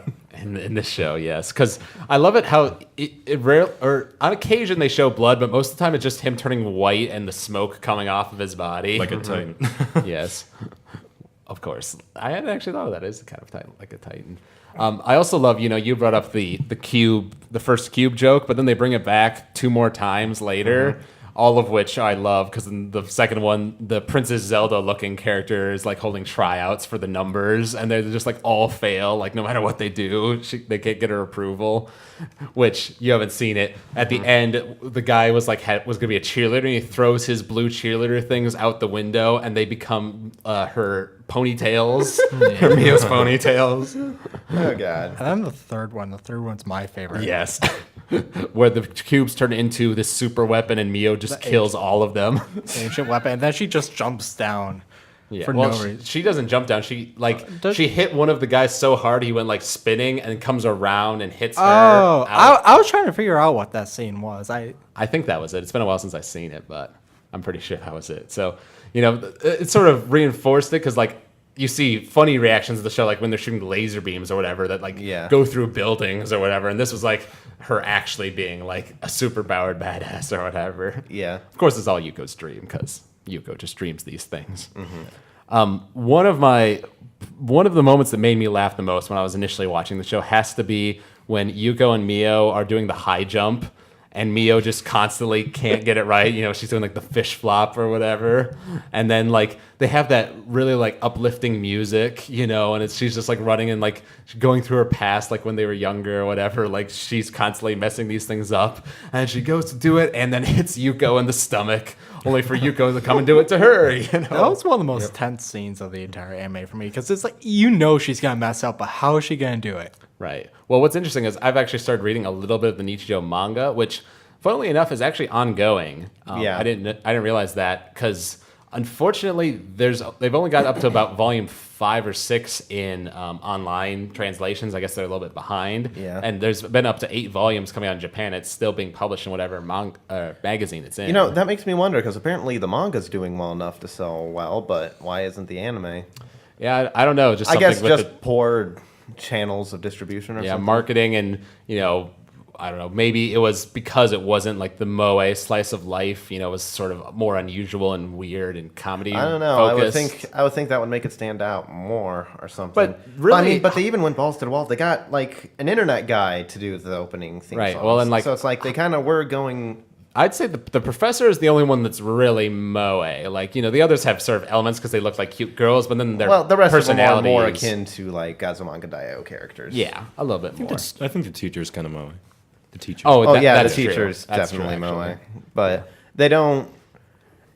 I think part of the problem is they're not trying to sell anything. Right. Well, you can't. yeah. An anime doesn't do well unless you have a dakimakura of one of the I have characters. seen a number of things like how that they have that little like the way they draw that little yellow bird like that appears throughout the show. I've seen that in like cups and shirts and things. Yeah, but even with the most popular animes, like some of them you don't even need to try to sell merchandise for. There's Attack on... Madoka Magica. There's so much merchandise. Well, yeah, but even Attack on Titan. You want Attack on Titan chopsticks? You can hardly see the characters, but it's Attack on Titan chopsticks. This ramen is almost good as watching the show, but be sure to watch the show. Well, how about notebooks? You want notebooks? Let's get yourself a ruler, a mug. Let's get several different notebooks for you. You want pencils? Can you see Aaron on this pencil? I don't think so. I know. I just love. Get it anyway. I've been very. Keychains! I've been very tempted to get a green shirt that has the wings of freedom on the back of it because I've seen Yeah, some of those me too. online. It's like, I'm not that. And that's what really works for Attack on Titan. It's the garrison, the military police, and the survey corps. Yeah, like that. Lucas has it on his laptop. It's really easy to just have, and no one can. Well, really yeah, question I guess part of being able to sell something in anime is having enough recognizable symbols. I guess with Attack on Titan, it's easy to sell the uniforms because they have 3 different variations. Right. And it doesn't take that much effort to do it, but there's 3 different variations. So now you have to buy all 3 if you want all 3. How about wow. that? But the survey corps is the only one anyone cares about. I Let's mean, be who honest. the fuck wants to be a military police guy? Yeah, I mean, it's Let's be honest. It's got a unicorn on the back. I mean, really, you want that? I don't know. Like, you guys just want to be Survey Corps because that's where the main characters follow, and that's the one you know the most. But if you were actually in the world, you might be more inclined to be in military police because But that's they're where you're super safe. wusses, though. Yeah, they're super They're wusses, super but corrupt. what would you do? I just I have, want to You- slice you some can- necks. You can say Every that. Titan. You can say that, but it's different. I mean, in a actually world that doing it. fatalist and that much of like a tragic Well, they do. progression. This isn't the Titan podcast. I want to be on the Titan podcast because I want to talk about this. Nichijou. Nichijou doesn't really have a lot of symbols and everything that it can sell. So maybe it just didn't do that. Maybe it did well the anime, but it just couldn't sell enough stuff to really make a giant I don't know. splash. Yeah, the DVDs just didn't go off for whatever reason, which is a shame because Kyoto obviously put a lot of money into this show. Like that Yeah. animation doesn't just come out of nowhere, you know. Okay, one more thing with Attack on Titan, then we can just go back. All right. I just had a really Stupid bad cool thought anime of syndrome. someone having a military police shirt and going to a con, and then someone just going up to the, oh, you like My Little Pony too? Thinks the unicorn is a My Little Pony Yo, thing. I saw last thing. it was just it's related to cons actually. So there was this person who was dressed up as someone in the Survey Corps, but instead of the 3D gear, they had big bottles of Jägermeister. Yeah. I did see that. That is funny. Let's just change this to the Attack on Titan podcast. That's All right, next come week. back. I Hello, know. welcome to the Attack on Titan podcast. For everything Attack on Titan, we talk about Attack on No, Titan every see- day. Let's kill the Titans. Let's not kill the Titan. Let's talk about the things that humanity goes for. Attack on Titan podcast 72. Next week is when we're going to do the Attack on Titan podcast, and we're going to sing the opening for that podcast, which I'm totally looking forward Really? to. Yeah. Okay. I mean, we've done it for like Soul Eater and some of the Pokemon openings. Attack on Titans is so good, you got to do it. I'm Something sorry. about It's Japan. just I came into Attack on Titan after all the hype had come out, and it's a good series, but Not the greatest everyone thing talks ever. about it. There's only so much you can take of people talking about it and praising how it's the best thing ever before you get a little Yeah. Well, I don't know. To be perfectly honest, I'm not actually on like anime forums very often or anything like that, so I don't really like hear the I'm not fan either. You bases just so much. hear it like on YouTube without any sort of prompting. You'll see Titan references. I was watching Hercules clips last night, and ones where the Titans come up and they're like, "Just shoot it in the back of the neck." Burp, burp, burp. Burp, burp, burp. Burp, burp, burp. I don't know. It's one of those things where it's like, yes, when something becomes super popular like SAO or Attack on Eventually, Titan, you get there is tired a point of. where it gets annoying. Right, but at the same time, it's very good. It's very healthy for the anime industry to have that because Yeah. that actually gets anime a bit more like mainstream. Like more people are talking about it. Like there's this one really good I don't show know. that everyone's like. I don't think "Oh." one Attack on Titan is going to do that. No, you're right. Not one Attack on Titan, but if we get like 4 of those shows in a year or something, maybe then. Well, it's just kind of good for them because it's on, as far as Tumblr goes, it's on the level of Doctor Who and everything. And if you get that popular, right, you're doing something right. I don't know. Part of me wonders if I want anime to be mainstream at all. Yeah. One thing is, anime is weird. Yeah. Like, Well, I don't think anime will ever become mainstream like the way video games or movies are. yeah, like I just don't think that's just going to happen. Pretty- It would be nice if it did enjoy a little more popularity in the West, though. What's going to happen? It's going to be the same thing for the rest of until anime is done. People are going to parody anime on. People are going to parody anime online, online, on TV shows as Speed Racer, where they're moving their mouth, but different words are coming out, and that's magical girls, and that's what all anime is. Or the to Horn Hears the mainstream Who culture. I anime think like the segment. high point for anime in Western culture was RA Pass in like the in the 90s and 2000s. Well, I think Pokemon was As the biggest far it as ever got. high point, as far as critical acclaim, it has to be when Spirited Away was nominated for an Academy Award. And Yeah. didn't it win?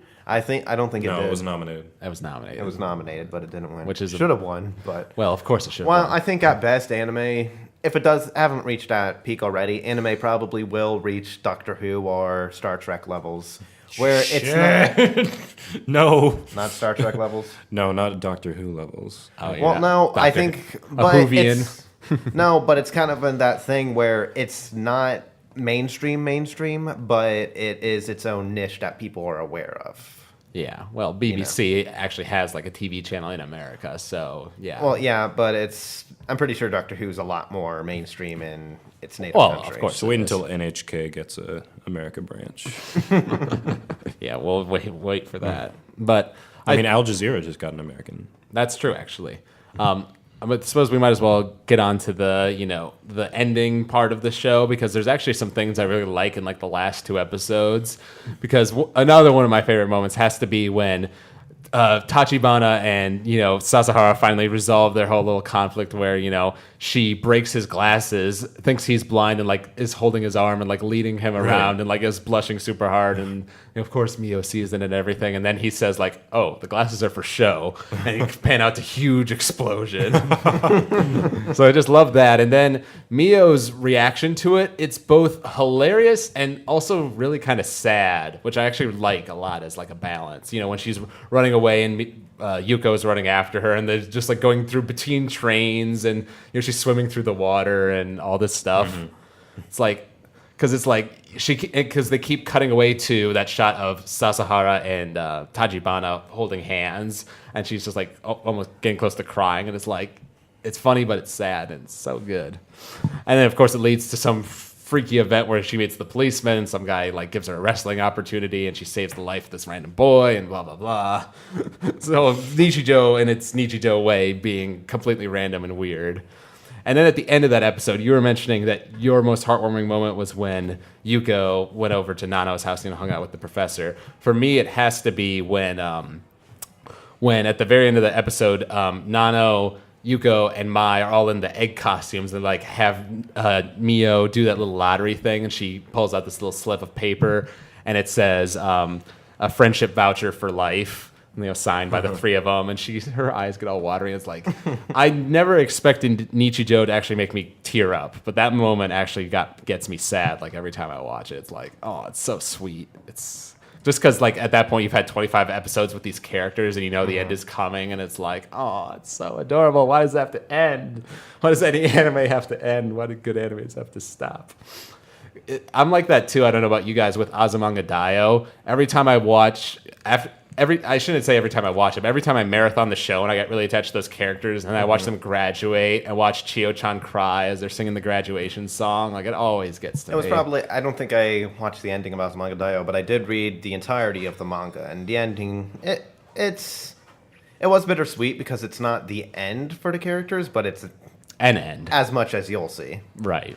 So, I don't know. It's also, you probably think back to your own graduation and how it's just that feeling of everything, and everything's now in front of you and everything. And knowing that these characters are going through the same thing, it does add some empathy to it. Oh, yeah. And then with the last episode, you get you think you're getting a resolution with the screw thing, because now it's constantly asked for it to get removed, and the professor's finally like, I'll remove it, and she does, and then Nano like misses it. She's like, oh, like, well, or I guess the Hakase doesn't remove it. She says she's going to remove it, give her like a smaller one or something. And then like Nano's thinking about it though, and she's like thinking about all the times, how Yuko liked her for being Nano, even though she had the screw and everything, and she actually accepts it. And then I think the Hakase just gives her like this tiny little attachment, and then puts the screw back on, and just like makes it spin when she's happy or something like that. Like that's all it did. That's all her little upgrade did. But now she's more like a dog. Yeah, but that, I don't know, that was adorable, and I think the show ends with like all of the main characters over at Nano's house, just having like a little birthday party or something, and it's like, aw, that's cute, And I think the first episode, or the last episode, like in the very first episode, like Yuko says some like phrase, and like a bunch of flowers bloom. Like that's one of like the first shots in the show. And the last episode has a very similar moment. So I like that they sort of bookend the show with those sorts of moments. So I don't know. Is there any last moments you guys want to talk about or feelings, about Not specific? really. All I can say is that it's a solid show and probably my next favorite slice of life next to Azumanga Daioh. I see. What would you say? The only thing I have to say is that I have a grudge against the professor because for the rest of my life I'll have Nano stuck in my head. No. Well, I think I've learned now, there's certain Japanese words you learn from watching, anime, like baka, fool, idiot. You hear that everywhere. I've now, from Nichijou, I've learned that gaki is kid because Sakamoto says like, gaki. oi gaki. Oi, Gucky. Yeah, so I love that. What about you, Lucas? Nothing really. That show, not very good for doujin or hentai. So that's probably one of the reasons why it didn't succeed very well. Well, that's one of the reasons I like it. I don't know. It's good to see where you can train of thoughts left the stage. Yeah, It's good. not. It's nice to Sakamoto see X that. the goat. No, let's not go there. No shipping. It's nice to see when they don't go that direction Right. because it means that you are actually seeing these characters. Because for so what much they anime is, do. unfortunately. Yeah. Especially the moe, comedy, slice of lifey type. you Yeah. know. For me personally, I had heard about Nichijou, I actually watched the whole thing over the summer on Crunchyroll, and I loved it personally. I laughed out loud at a lot of the jokes, and it actually does have some emotional moments here and there, that get you attached to those characters. And because I've got I've got this top 20 list in a Word document of my top 20 favorite anime. I actually started one because you had one. Oh, I've been expecting you. Because I've been sitting here pondering, did I like this one or this one? Well, we'll have to compare sometime. But Yeah. I think Nichijou was 11 or 12. It was just off the top 10 list. Because I find it hard to rank a comedy show, even though I love it so much, over a really good dramatic show, Yeah. Code Geass or something At like some that. point, you'll just have to turn off the genre, and just wonder how much you enjoyed it personally. Yeah, because personally, this is I sort of consider it to be comedy show more than slice of life, and it's by far the single funniest anime I've ever seen. Or on High School Host Club, also very funny, but Nichijou takes it to the next level. Have you seen Yeah. Cromartie High School? No. Yo, that No. show's tight. It's kind of in the same vein where everyone's insane. But the thing is, it's also a parody of delinquent mangas and everything, and it's the same type of humor, but it's executed differently. That's And the I think, one. That's the one with Freddy and the guy. yeah, that's the one with Freddy and the Freddie robot. Mercury. That's what I thought. Yeah, and everything. You're already noticing some similarities, aren't you? Interesting. I think the best thing to say about Nichijou though is that it is a good example of its genre, and it doesn't bring anything new to the table, but at the same, you could argue that I don't know. in terms of the jokes that it executes, those are new. But as far as the genre itself, it doesn't really do anything revolutionary, but it is still a very good example of its trope, and it's good. Yeah, It's fun to watch. I mean, it's like I said, it's not for everyone. It depends on if you like the type of humor that Nichijou uses. Very Japanese humor compared to Western humor or whatever. But I personally love it, and I actually think it. It obviously has its unique jokes and characters, and also I think the quality of the animation. Having Kyoto Animation do it, I don't know of another comedy show that looks as good, or is the same as Nichijou. Yeah. It is sort of unique because of that quality it gives. Another thing, I liked Nichijou more, but Nichijou also kind of reminded me of Lucky Star. I have not seen Lucky Star, so Have I either can't. of you seen Lucky Star? I have. That was the first anime I watched. Yeah. Yeah. Wow. So what do you feel about that? Well, Same kind of humor, or do you think Lucky Star is a little more? No, I think Lucky Star. They definitely share tenets. They're both based on 4-koma, so they're going to have the same kind of cutesy humor, where they extrapolate menial topics, like which side of a croissant do you eat first? Yeah, I think Lucky Star was more based off of actual slice of life as opposed to overblowing Right. emotions and such like that. Lucky Star definitely has more inside jokes. Because most of the jokes are just based off of Haruhi Suzumiya. So Yeah, I also think that I've heard the joke that Lucky Star is basically an advertisement for Haruhi Suzumiya. I wouldn't doubt that. Pretty much. Well, doesn't Haruhi show up at one point? Yeah, there's it's- actually a cutaway where there's there's actually one episode where they cut away, and instead of the bumpers, they actually have Haruhi saying, now back to the show and everything. And straight in the animation style of Haruhi Suzumiya. The main character, Izumi Konata, is a big fan of Haruhi. She has like a bunch of... Yeah, well, anime in general. I mean, if you look closely, she even has like a Street Fighter figurine on her desk and everything. Oh, one of the scenes, they go to like this maid cafe, and the characters from Haruhi are just sitting there drinking tea and like talking. Yeah, so they one of them is a maid. definitely advertise Haruhi Suzumiya. They also advertise Sergeant Frog, Garoto Gunso. They The advertise that OVA, one. they all turn into frogs at the end. Yeah. I think Lucky Star probably focused more on selling things than Nichijou did. Yeah, apparently. Because Lucky Star is still promotion. popular even now, and I think that is partially for the reason of the designs of the Lucky Star characters. Right.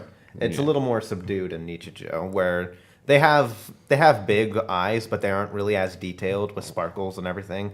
Meanwhile, Lucky Star, they have sparkles in their eyes almost all the time. Right. Yeah. Well, I don't know. Lucky Star's visual style is almost too cutesy moe for me. Yeah, like scares me for a little. for some people, they're like the opening was almost all they could take, but the humor in it was actually mostly based on References. references. The anime does kind of go the extra mile to make sure you know that other shows exist. Right. But it is mostly based on otaku humor. Mm-hmm. Like I kind of want to compare it to contrast with Watamote, which plays what an actual otaku is like, in which Lucky Star kind of plays this More idealized version. Yeah, a more idealized version with Konata. Okay. Real quick, something I just wanted to mention. You know, we talked about the first ending. You guys know the second ending where it's just that big pan shot over the city, you know, with all the characters moving. And the funny fact is they changed the song every like episode. Like it's a different song. I think like the first one in like episode 14, it's a song that is used in Eva 2.0. I don't know what, it's some popular Japanese song. I don't know what it is, but that's there. And then I think the last episode is all of the main characters singing like the graduation song, like your typical Japanese graduation song sort of thing, which is like, oh, that's sad. But I don't like that ending that much because it does sort of get boring like the sixth time you've seen that same sort of big long pan shot. But it is kind of cool just from an animation perspective, like all these characters moving at once, you know, and all this detail. It's definitely beautiful. I don't know. It could very well have been an animator just being bored, drew all the characters walking by. Yeah. Well, you haven't actually seen it, have you? I have not. Well, I'll show it to you later then. All right. So I want to thank all the listeners out there for listening to this podcast. And I want to thank you guys. You know, you're all newbies, and I hope you enjoyed the podcast. You know, I didn't bore you or talk too much or anything like that. No, I had fun. I'd like to come back to the next one, but I know there's a lot of people who want to talk about Titan. Yeah, we'll see. I don't know what the balance on people is going to be for that. But yeah. If you've enjoyed this podcast, you can email us at techheads@avwproductions.com. You can follow us on Twitter at techheadsou. You can like us on Facebook, subscribe to us on iTunes, follow us on Twitter. You know, we've got techheads.me. That's where our blog is. AVW Media for YouTube. You know, we're on iTunes. You can rate, subscribe us there. You know, we love seeing, you know, more ratings or reviews. You know, let us know how you think we're doing, all that sort of good stuff. And I want to thank you all for listening. This is Shredded Cels episode 38, signing out, and we'll see you next week when we talk about Attack on Titan. This product is copyright AVW Productions 2013.